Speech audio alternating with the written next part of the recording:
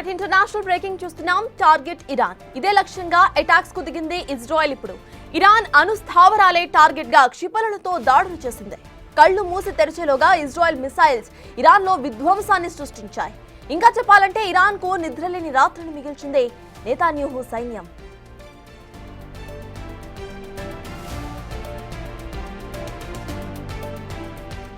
Iran లక్ష్యంగా Israel చేసిన మెరుపు దాడుల్లో ఇరాన్ కు చెందిన revolutionary guards chief Hossein Salami మృతి చెందినట్టు తెలుస్తోంది. ఇదే అంశంపై ఇరాన్ మీడియాలో ప్రముఖంగా వార్తలు వస్తున్నాయి.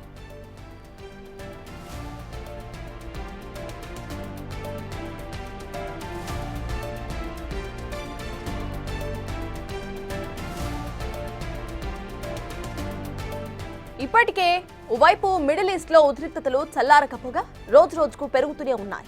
ఈ క్రమంలోనే మరోసారి ఇరాన్ పై తీవ్ర స్థాయిలో దాడులకు దిగింది ఇజ్రాయెల్. అత్యవసర పరిస్థితి ప్రకటించి మరీ అటాక్స్ కు దిగింది టెహరాన్. వందల సంఖ్యలో క్షిపణులను ఇరాన్ పై ప్రయోగించింది. దీంతో ఇరాన్ అప్రమత్తమయ్యేలోగానే జరగాల్సిన నష్టమంతా కూడా జరిగిపోయింది. ఇప్పటికే ఇరాన్ పై ఏ క్షణమైనా దాడులు జరగవచ్చని అమెరికా అధ్యక్షుడు డొనాల్డ్ ట్రంప్ ప్రకటించారు. ఇలా అనౌన్స్ చేసి కొన్ని గంటలు గడవక ముందే అటాక్స్ జరిగాయి.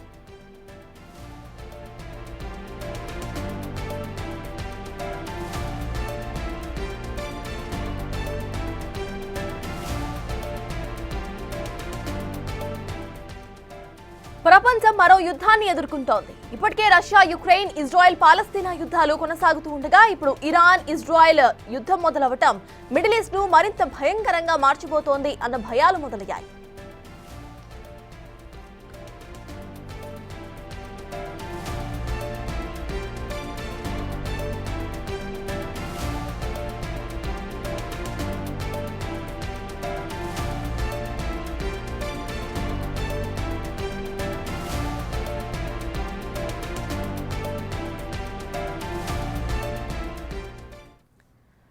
దీని గురించి మాట్లాడడానికి మనతో we have with us doctor Pulipaka Sanjay, అంతర్జాతీయ వ్యవహారాల నిపుణులు.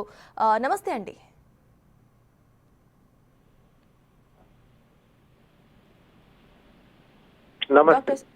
నమస్తే అండి. ప్రెజెంట్ మనం చూస్తున్నాం మిడిల్ ఈస్ట్ మొత్తం కూడా యుద్ధ వాతావరణం కనిపిస్తోంది. అండ్ కరెంట్లీ ఇరాన్, ఇజ్రాయెల్ మధ్య యుద్ధం కనిపిస్తోంది. అసలు దీన్ని ఎలా చూడాలంటారండి? ఇది ఎప్పటి నుంచో జరుగుతుందని అనుకుంటున్నారండి. ఎందుకంటే మనకి తెలుసు కదా, 2 సంవత్సరాల క్రితం, కొద్ది కాలం క్రితం ముఖ్యంగా ఎప్పుడైతే ఇజ్రాయెల్ మీద ఈ హమాస్ వాళ్ళు దాడి చేశారో, వాళ్ళ సివిలియన్స్ ని చంపేశారో, అప్పటి నుంచి ఇజ్రాయెల్ పెద్ద ఎత్తున ఇరాన్ మీద దాడి చేస్తుందని అనుకుంటూనే ఉన్నారండి. ఎందుకంటే ఇజ్రాయెల్ ని టార్గెట్ చేసేటువంటి ఉగ్రవాద సంస్థలు ఏవైతే ఉంటాయో, అంటే హిజ్బుల్లా కానివ్వండి, హమాస్ కానివ్వండి, అలానే యెమెన్ లో ఉన్నటువంటి హౌతీస్ కానివ్వండి, వీళ్ళందరికీ ఇరాన్ పెద్ద ఎత్తున ప్రోత్సాహం ఇస్తోందని ఎప్పటి నుంచో ఇజ్రాయెల్ వాళ్ళు ఆరోపిస్తున్నారు. అంతేకాకుండా ఎప్పటి నుంచో ఇరాన్ లీడర్స్, ముఖ్యంగా ఇంతకు ముందు అహ్మదీనెజాద్ అని ఉండేవారు కదండి, ఆయన పెద్ద పెద్ద కమెంట్స్ చేస్తూ ఉండేవాళ్ళు. ఏమని? ఇజ్రాయెల్ ని న్యూక్లియర్ అటాక్ తో మేము తుడిచిపెట్టేస్తామని చెప్తూ ఉండేవాళ్ళండి. సో ఇజ్రాయెల్ ఎప్పటి నుంచో ఇరాన్ ని న్యూక్లియర్ వెపన్స్ తయారు చేయనీయకుండా ఆపే ప్రయత్నం చేస్తోందండి. కోవర్ట్ ఆపరేషన్స్ అంటారు. అంటే intelligence agents, Israel intelligence agents ఎప్పటి నుంచో ఇరానియన్ సైంటిస్ట్ ని టార్గెట్ చేయడం జరుగుతోంది. ఇరానియన్ న్యూక్లియర్ ఫెసిలిటీస్ ని సైబర్ అటాక్స్ ద్వారా అటాక్ చేయడం జరుగుతోందండి. ఇరాన్ ని ఎలాగో అలా న్యూక్లియర్ వెపన్ తయారు చేయకుండా ఉంచాలి అన్నది ఇజ్రాయెల్ ఆబ్జెక్టివ్. ఎప్పటి నుంచో ప్రయత్నిస్తోంది. ఇటీవల కాలంలో ఇరాన్ కొద్దిగా న్యూక్లియర్ వెపన్స్ సాధించడంలో కొద్దిగా ప్రగతి సాధించింది అని న్యూస్ ఐటమ్స్ వస్తున్నాయి. అప్పటి నుంచి కూడా చాలా మంది విశ్లేషకులు చెప్తూనే ఉన్నారు, ఇజ్రాయెల్ చూస్తూ ఖాళీగా కూర్చోదు, ఎట్లాగో అట్లా ప్రతిస్పందిస్తుంది అని. అంతేకాకుండా ఈ మధ్య కాలంలో ఇజ్రాయెల్ మీద పెద్ద ఎత్తున ఉగ్రవాద దాడులు జరిగిన తర్వాత నుంచి కూడా మనం చూస్తుంది ఏంటంటే 2 పాయింట్స్ అండి. ఒకటి, ఇజ్రాయెల్ మీద జరిగినప్పుడు ఉగ్రవాద దాడులు, దాని నుంచి వచ్చే ఇజ్రాయెల్లో భయాందోళనలు, అలానే ఇరాన్ న్యూక్లియర్ వెపన్స్ తెస్తుందేమో, ఇరాన్ కి ఇజ్రాయెల్ కి ప్రత్యక్షంగా కాకపోయినా పరోక్షంగా యుద్ధం నడుస్తూనే ఉంది. సో అందుకని ఈ దాడుల్ని ఇజ్రాయెల్ నిర్వహిస్తుందని ఎప్పటి నుంచో అనుకుంటున్నారండి. ఈ మధ్య కాలంలో కొద్దిగా president Donald Trump talks start చేశారు ఇరాన్ తో, సంప్రదింపులు మొదలెట్టారు ఇరాన్ న్యూక్లియర్ ప్రోగ్రామ్ ని ఎలాగోలా స్లో చేద్దామని. కానీ ఆ టాక్స్ పెద్దగా ప్రగతి సాధించలేదని ఇజ్రాయెల్ వాదిస్తూనే ఉంది. ఇరాన్ కనుక న్యూక్లియర్ వెపన్ వస్తే మేము బతకటం కష్టం అని వాళ్ళు ఎప్పటి నుంచో చెప్పడం జరుగుతోంది. అటువంటి తరుణంలో ఈ దాడులు జరుగునట్టు మనకు కనబడుతోందండి. అయితే సంజయ్ గారు, మరి ఫ్యూచర్లో మనం ఒక వరల్డ్ వార్ 3 చూసే అవకాశం ఉందనుకోవాలా? మిడిల్ ఈస్ట్ మొత్తం కూడా సేమ్ ఇదే సిచ్యువేషన్ మనకు కనిపిస్తోంది. ఎక్కడ ఎవరు కూడా వెనక్కి తగ్గే సిచ్యువేషనే కనిపించట్లేదు. సో నెక్స్ట్ అసలు ఫ్యూచర్ ఎలా ఉంటుంది అనుకోవాలి?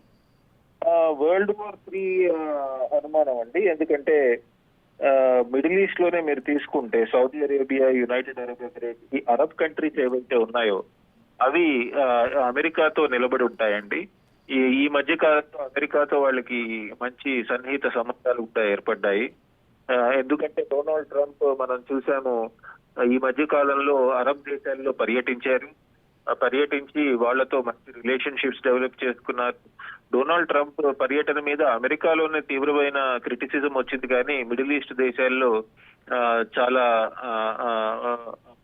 మంచి పరిణామంగా చాలా రిపోర్ట్స్ వచ్చాయండి.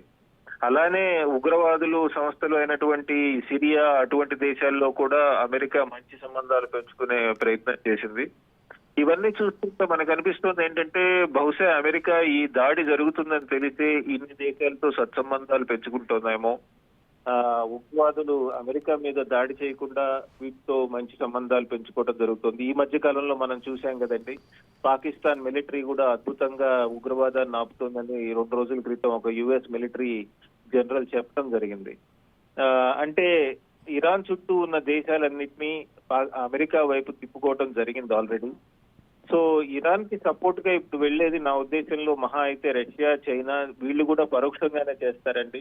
ప్రత్యర్థంగా ఏమీ వాళ్ళు యుద్ధానికి దిగరు. ఎందుకంటే రష్యా యుక్రెయిన్ యుద్ధంలో ఇరుక్కుపోయింది. పెద్దగా కొత్త యుద్ధం చేయాలంటే కొత్త వనరులు అవసరం అవుతాయి. రష్యా అవన్నీ మొబిలైజ్ చేయగలదా అని. అటు చైనాకి ప్రాబ్లం ఏమొస్తోందంటే అటు తైవాన్ తో, అటు అమెరికాతో పెసిఫిక్ ఐలాండ్స్ లో కొద్దిగా ఇబ్బందులు ఉన్నాయి. అటువంటి తరుణంలో ఇటువంటి యుద్ధం చేస్తుందా, ప్రత్యర్థంగా అమెరికా మీద దాడి జరుపుతుందా అన్నది ఇంకా తెలియదండి. ఎందుకంటే చైనా కూడా ఆర్థికంగా బలంగా లేదు, ఈ మధ్య కాలంలో ఆర్థిక సంక్షోభంలో ఉంది. సో ఇవన్నీ కనుక చూసుకుంటే నా ఉద్దేశంలో 3వ ప్రపంచ యుద్ధం వస్తుంది అని చెప్పటం కొద్దిగా కష్టమే అండి. ఎందుకంటే ఇప్పుడు చెప్పాం కదా, ఆర్థికంగా కానివ్వండి, మిగతా దేశాల యొక్క కంపల్షన్స్ కానివ్వండి, వీటి వల్ల బహుశా ఇది ఇరాన్ కి పరిమితమయ్యే విధంగానే చూస్తారండి.